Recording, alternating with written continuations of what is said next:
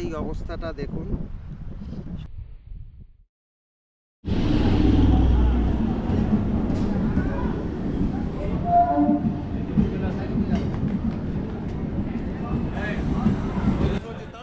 ডিসেম্বরের 13 তারিখে শিয়ালদা থেকে 5:20 যে শিয়ালদা লক্ষ্মীকান্তপুর লোকাল, সেই ট্রেন ধরে আমরা চললাম নামখানার উদ্দেশ্যে। যদিও ওয়্যার ইজ মাই ট্রেন এই অ্যাপটাতে এই ট্রেনটা লক্ষ্মীকান্তপুর অবধি দেখায়। লক্ষ্মীকান্তপুরে কিছুক্ষণ হল্ট করার পর এই ট্রেনটা নামখানা অবধি যায়। আমরা সকালের এই ট্রেনটাকেই বেছে নিয়েছিলাম, তার কারণ যত শীঘ্র ওই জায়গায় পৌঁছে যেতে পারি ততই আমাদের কাছে ফটো তোলার স্কোপটা বেশি থাকবে। এই ট্রিপে আমার সাথে আরও দুজন আমার সঙ্গী ছিল। তারা দুজন শিয়ালদা থেকে ট্রেনে উঠেছিল। তারা অনেক সকালে বেরিয়েছিল এবং শিয়ালদা থেকে 5:20 ট্রেনটা ঠিক সময় মতো ধরে নিতে পেরেছিল। আগে থেকে নির্ধারিত বগিতেই আমি উঠেছিলাম এবং ওদের সাথে দেখা হয়ে গেছিল। কিছুক্ষণ ট্রেনটা চলার পরেই ট্রেনটা আস্তে আস্তে দেখলাম ভিড় হতে থাকলো। আমি ভাবতে পারিনি যে এত সকালবেলায় এত লোকজন বেরিয়ে পড়েছে লক্ষ্মীকান্তপুর বা নামখানার এই ট্রেন ধরে তাদের গন্তব্যের উদ্দেশ্যে। নামখানা পৌঁছাতে প্রায় 2.5 ঘন্টার মতো লাগে। মাঝখানে লক্ষ্মীকান্তপুর স্টেশনে 10 থেকে 15 মিনিটের মতো ট্রেনটা দাঁড়ায়। এই পুরো রাস্তাটা একা একা যাওয়া আমার কাছে খুব কঠিন, কিন্তু সেদিন আমার এই দুজন সঙ্গীর সাথে গল্প করতে করতে কখন যে পৌঁছে গেছিলাম আমি বুঝতে পারিনি। ট্রেনে যেতে যেতে খিদেও পেয়ে গেছিল, এবং পাবেই না কেন, সেই সকাল 4টের সময় উঠেছি, তারপর 5:30টার ট্রেন ধরতে হয়েছে। মাঝখানে আমরা তাই কিছু খেয়ে নিয়েছিলাম, কখনো বা ঘুগনি, কখনো বা ডিম। পুরো জার্নি পথেই আমরা এইভাবে মুখ চালিয়ে যাচ্ছিলাম এবং আমাদের জার্নিটাকে আমরা উপভোগ করছিলাম। শীতের এই কুয়াশা মাখা সকালটা আমাদের কাছে বেশ সুন্দর লাগছিল। ট্রেনের জানলা দিয়ে দূরের মাঠগুলো, চাষের জমিগুলো দেখে মনে হচ্ছিল কেউ যেন সাদা একটা চাদর দিয়ে ঢেকে রেখেছে।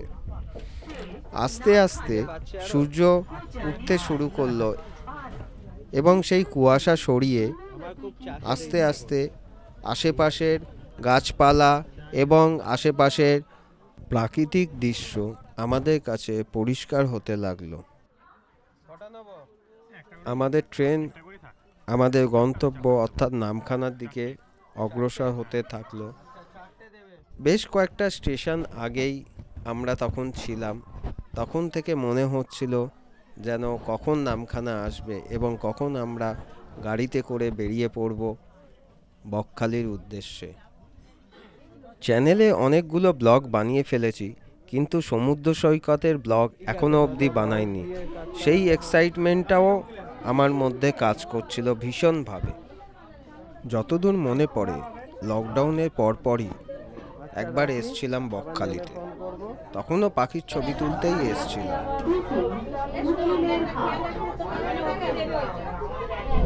ঘুগনিটা গরম হবে, গরম ঘুগনিটা পাওয়া যায়, গরম আছে, গরম ডিম সিদ্ধ গরম হবে। সকাল এখন 8টা কি 8:05 হবে। ঘড়ি পরে আসিনি, কারণ বিচে নামবো তার জন্য। তো আমরা নেমে পড়েছি নামখানা স্টেশনে। আবারও ভুলে গেছি আমার গোপ্রোর কানেক্টারটা নিয়ে আসতে, তাই একটু সহ্য করে শুনে নেবেন আপনারা। মাইক ব্যবহার করতে পারছি না। একটু চা বিরতি চলছে, আর আমাদের আগে থেকে বলে রাখা টোটো অলরেডি চলে এসছে। আমরা বেরিয়ে সেই টোটো ধরেই চলে যাব, কারণ সাথে অনেক লাগেজ আছে। বাসের ঝামেলায় আমরা যাইনি। আর আমার সঙ্গে আজকে যে দুজন সঙ্গী রয়েছে তাদের সাথেও আপনাদেরকে পরিচয় করাবো। ভিডিওটা দেখতে থাকুন, সঙ্গে থাকুন। কী কী আপডেট আসছে আপনাদেরকে দেখাবো।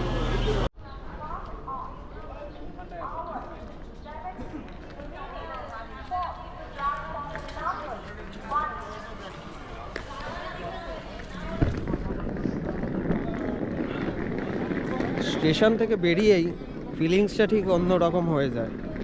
ঘুরতে এসছি যে সেই জিনিসটা যেন আরও কনফার্ম হয়ে যায়। তো অলরেডি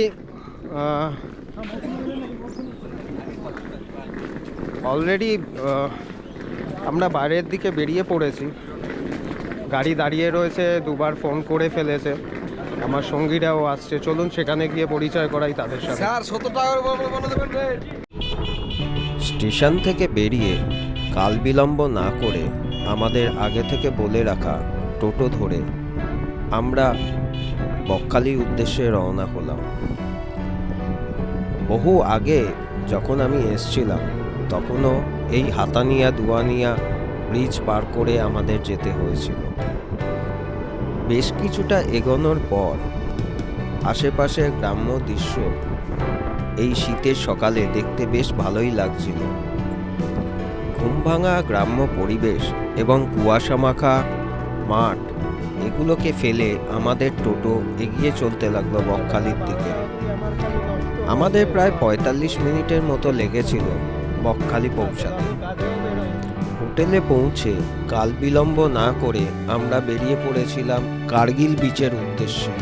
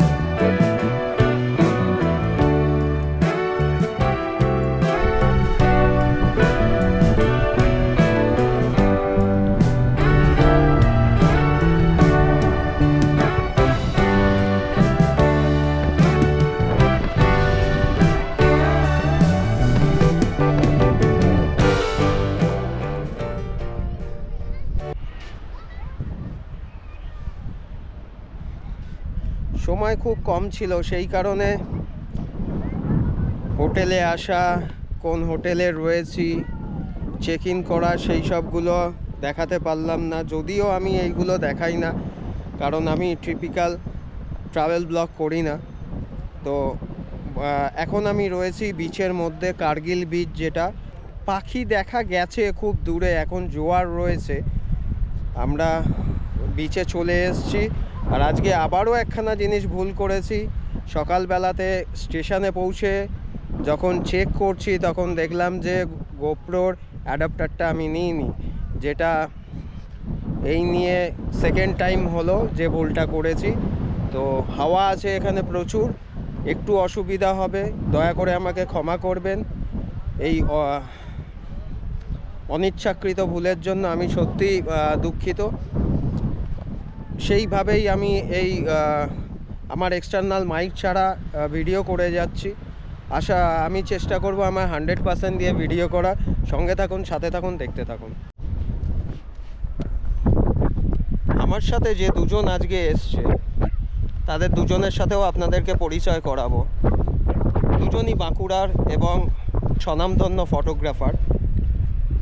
বয়সে আমার থেকে একটু ছোট। সামনে একটা পাখি দেখতে পাচ্ছি, প্রবাবলি হুইমবেল হবে বা ইউরেশিয়ান কার্লিউ। একবার ছবি করার চেষ্টা করি, তারপর আবার ভিডিও করছি।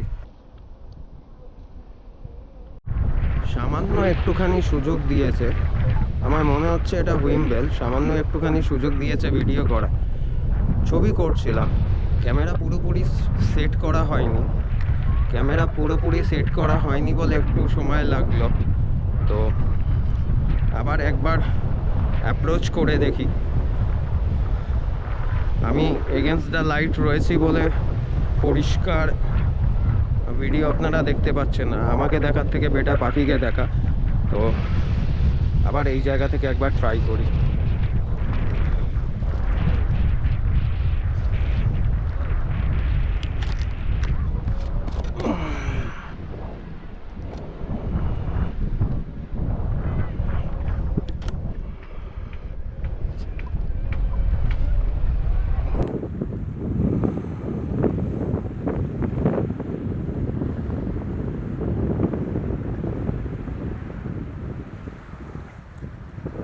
বেশ সুন্দর বসে আছে পাখিটা। পাশে আর একটা পাখি আছে, কেন্টিস পিলোভার না লিটল রিং পিলোভার জানি না।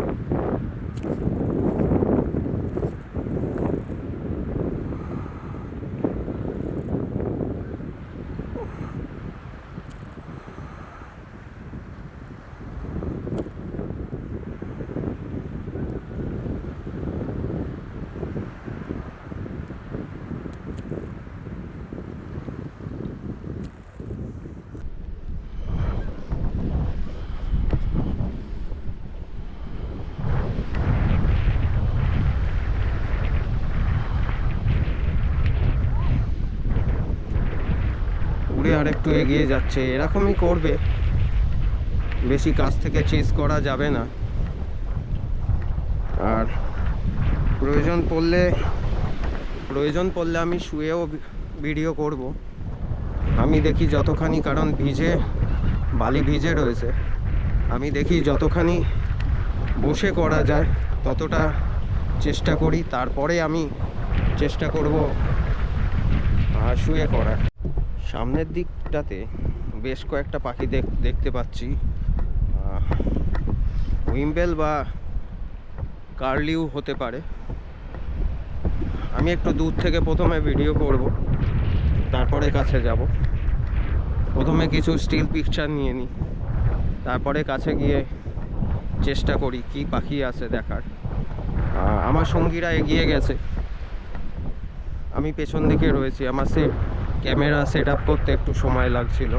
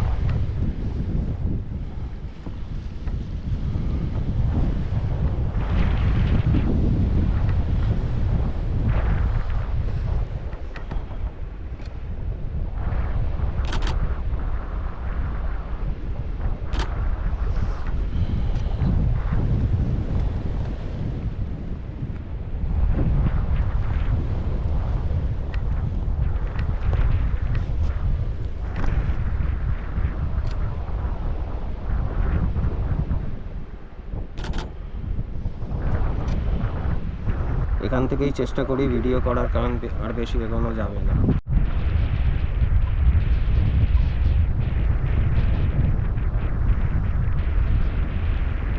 বোঝার উপায় নেই, একটু আগেই এক পায়ে লাফিয়ে এরা মুভ করছিল। এরা এক পায়ে লাফাতে অভ্যস্ত নাকি এদের একটা করে পা নেই সেটা বলতে পারবো না, কিন্তু ক্যামেরায় ধরতে পারিনি কারণ আমি মুভ করছিলাম, কাছে যাচ্ছিলাম। আর একবার একটু কাছে গিয়ে দেখার চেষ্টা করব।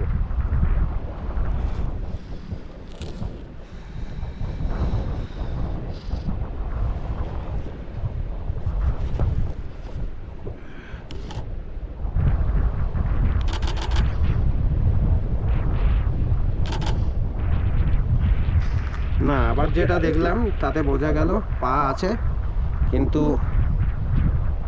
এক পা দিয়ে যদি কাজ চলে কেন দু পা ব্যবহার করব, সেই টেকনিক আর কি এখানে ব্যবহার করছিল এই দুটো। তো দুটোরই পা আছে। ওরে বাবা, সামনের দিকে আরো অনেকগুলো রয়েছে, একটু এগিয়ে গিয়ে দেখি।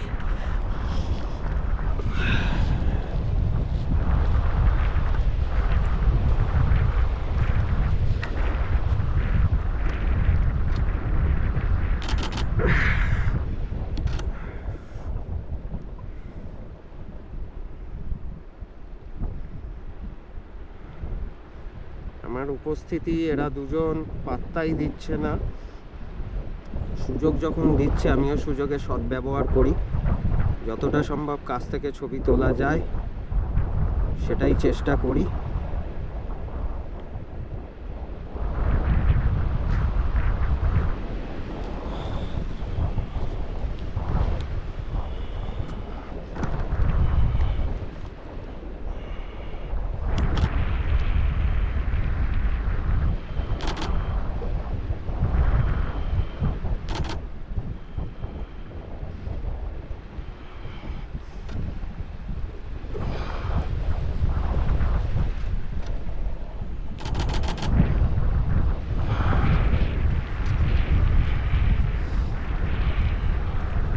দেখি এবার ফ্লাইং শট পাওয়া যায় কিনা।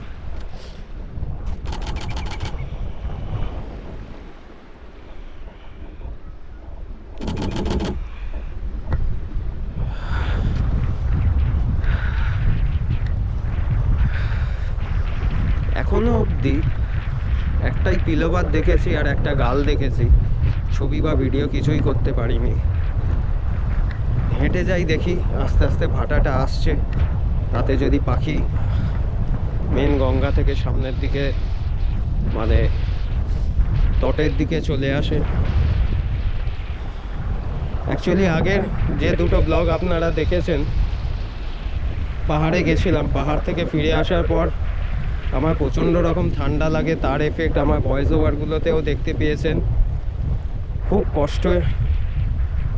কষ্ট পেয়েছি কাল রাতে, এবং তার বিগত দুদিন যাবৎ ওষুধ খেয়ে শরীরটাকে ঠিক রেখেছি যাতে এখানে এসে ব্লগ বানাতে পারি। তো একটু কষ্ট হচ্ছে, নিঃশ্বাস নিতে কষ্ট হচ্ছে, ভয়ঙ্কর ঠান্ডা লেগেছে। আর আমার সামনের দিকে রয়েছে 1 2 3 4 5 5খানা হুইমবেল। দেখি একবার ভিডিও করি।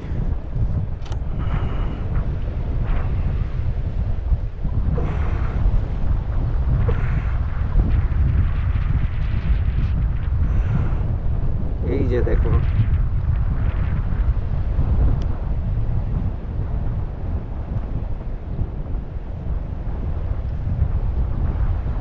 এখন সেটা 6টা হয়ে গেছে, আর একজন এসছে, এই দূরে বসে আছেন তিনি।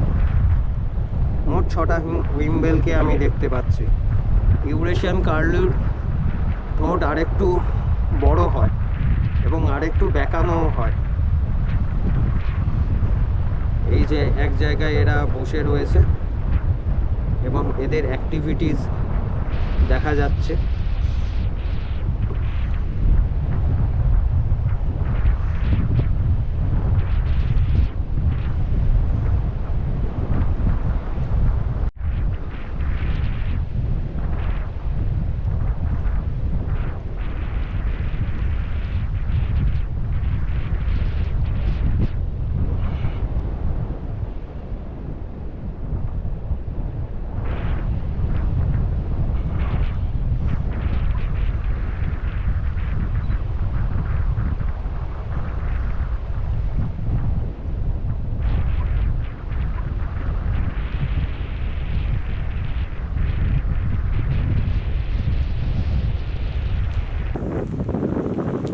সুন্দরবন গেলেও হুইমবেল এবং ইউরেশিয়ান কার্লিউ এই দুটো পাখি পাওয়া যায়।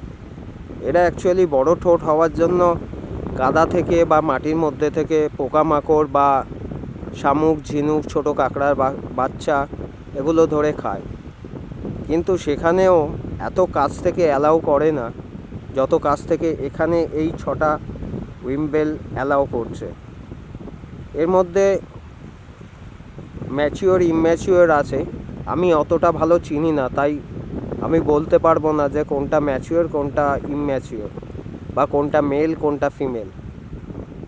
আদৌ এর লিঙ্গ নির্ধারণ করা যায় কি না কালার দেখে সেটাও আমার জানা নেই। তো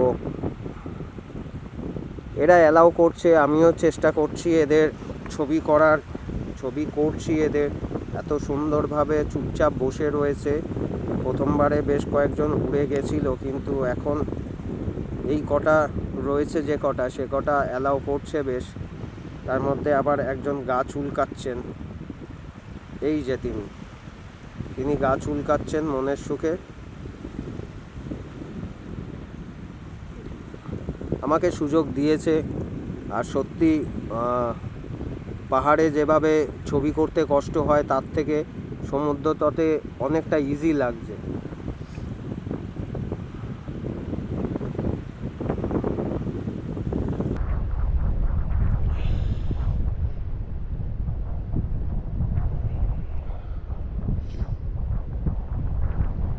খুব ভালো সুযোগ দিয়েছে, তাই মাটিতে শুয়ে পড়ে চেষ্টা করছি ভিডিও করার, এবং অনেকটা সময় দিয়েছে বলেই ভিডিও করতে পারছি। এবং এই পার্সপেক্টিভে ভিডিওগুলো খুব ভালো আসে। প্রিনিং করছিল, এই যাকে তাক করে ভিডিও করছি সেই পাখিটাই অনেকক্ষণ ধরে প্রায় 2 মিনিট যাবৎ আমাকে প্রিনিং করা ভিডিও দিয়েছে। এছাড়াও আরও সময় দিয়েছে। আমি মাটিতে শুয়ে আছি প্রায় 3 মিনিট 3.5 মিনিট যাবৎ, এবং এরা আমাকে অ্যালাউ করছে বলেই আমি সুযোগটা নিলাম।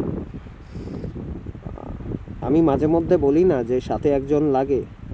এই যে দেখুন ব্যাগটা মুখের কাছে চলে এসছে, এটাকে আমি সরাতে পারছি না, কারণ দুটো হাতই আমার এনগেজ, এবং আমাকে এই পরিস্থিতিতেই ভিডিও করে যেতে হচ্ছে, কারণ আমি ব্যাগ সরাতে গেলে এরা উড়ে যেতে পারে, এবং যে ভিডিওটা করছি বা যতখানি আমাকে অ্যালাউ করছে তাও না করতে পারে। আমার ঠান্ডা লেগেছে ভীষণ জোর, 2-3 দিন যাবৎ ওষুধ খেয়ে কাশিটা কমেছে, কিন্তু আমি ভিজে বালির মধ্যে শুয়ে রয়েছি এই ভিডিওটা বা এদের ভিডিও করার জন্য, কারণ এই চান্স আমি সেকেন্ডবার পাবো না। ওষুধ খেয়ে আবার শরীর ঠিক করে নেওয়া যাবে, কিন্তু ওয়াইল্ড লাইফ ফটোগ্রাফি কোনো সেকেন্ড চান্স নেই। তাই এই সুযোগটাকে ভালো রকমভাবে কাজে লাগানোর চেষ্টা করছি।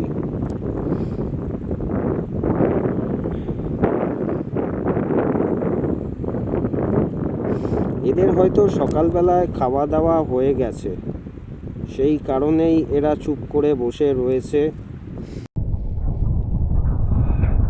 আমি এবার ক্যামেরা হাতে একটু এগোবো, কিছু স্টিল পিকচার করার চেষ্টা করব।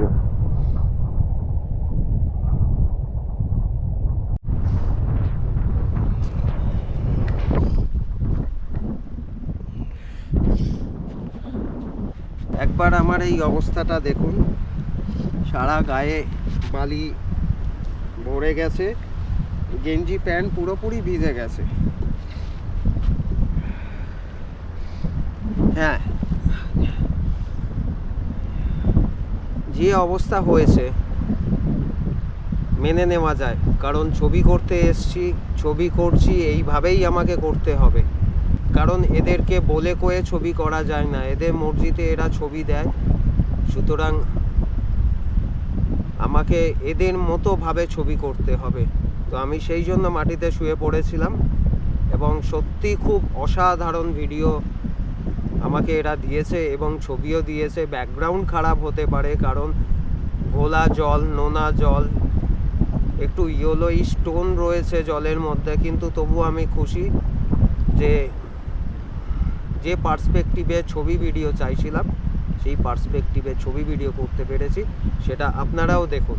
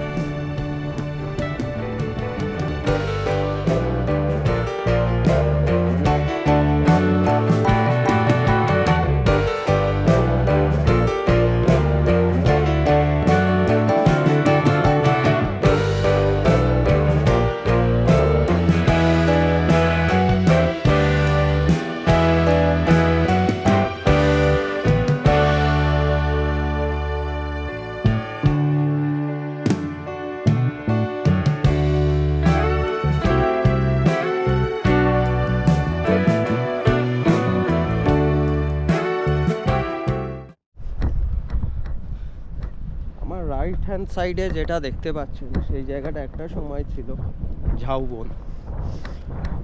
মানে আমি লাস্ট এসেছি তখনও আমি এখানে দেখেছি ঝাউবন। বর্তমানে জায়গাটা পুরোটাই পরিষ্কার করে শুটকি মাছ প্রসেসিং করা হয়। এই পার্টটুকু আমি দেখেছিলাম, কিন্তু একদম ঢোকার সময় ওই জায়গাটা, একদম ঢোকার সময় যে জায়গাটা, সেই জায়গাটায় কিন্তু ঝাউবন ছিল। তো এইখানে কিছু স্যান্ডারলিং, পিলোভার এই সবগুলো দেখতে পাচ্ছি। একবার ট্রাই করি।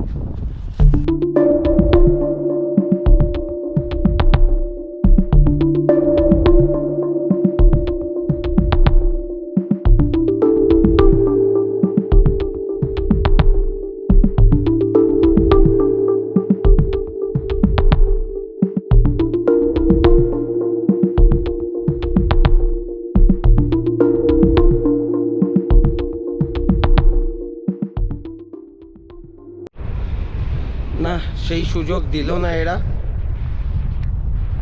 অনেক দূরে চলে গেছে।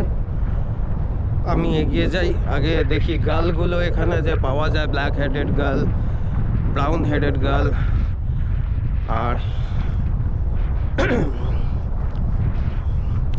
আর একটা বড় প্রজাতির গাল।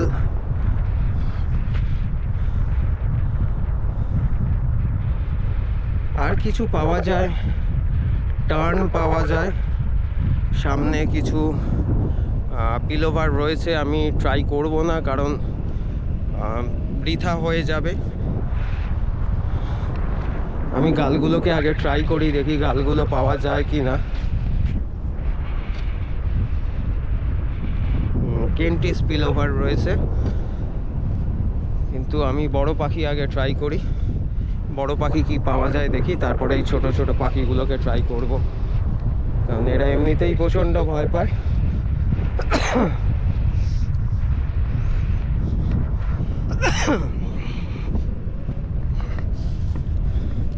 দেখি এই মোহনার দিকটায় গিয়ে দেখি কি পাওয়া যায়, গালগুলো আছে কি না। আমি পিলোভারগুলো ভিডিও করতে চাইছি, জানি না কতটা করতে পারবো।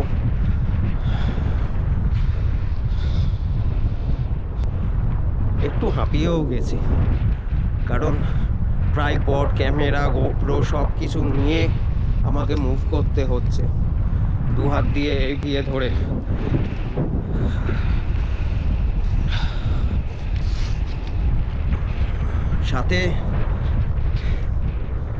সাথে একজনকে লাগে যে অ্যাটলিস্ট এই ট্রাইপড বা ক্যামেরার ব্যাগটা ধরবে।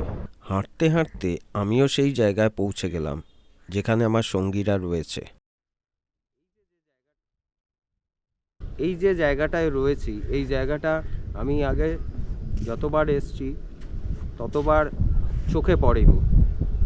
তো খুঁজতে আমার যে দুজন সঙ্গী ছিল, তাদেরকে খুঁজতে এই জায়গায় চলে এলাম। এবং ভিডিও করার আগে যে কথাটা বলছিলাম যে গাল দেখতে পাচ্ছিলাম না, এখানে এসে দেখি গালগুলো এখন এখানেই। কারণ মাছ যত নামে শুটকি প্রসেসিংয়ের জন্য এখানেই নামে, এবং আমার পেছন দিকে দেখতে পাচ্ছেন নৌকাগুলো রয়েছে। তো গালগুলো ঠিক আমার রাইট হ্যান্ড সাইডে এইদিকে রয়েছে। নৌকাগুলো এলে গালগুলো এপারে চলে আসছে, এবং সেই সময়টাই ছবিটা ভালো করা যাচ্ছে। আমি কিছু ভিডিও করার চেষ্টা করেছিলাম, ভিডিও করলামও, এবং এখানটায় একটু অপেক্ষা করি, গালগুলো এখানে রয়েছে, আবার যদি নৌকা আসে তাহলে আবার ছবি করা যাবে। আমার ঠিক সামনের দিকে প্রায় 100টার মতো গাল রয়েছে, ব্ল্যাক হেডেড গাল, ব্রাউন হেডেড গাল দুটোই সম্ভবত রয়েছে। তো আওয়াজ কতটা প্রমিনেন্ট শুনতে পাচ্ছেন আমি বলতে পারবো না, তবে খুব কাছ থেকে প্রচুর সংখ্যক গাল এখানে ডাকাডাকি করছে।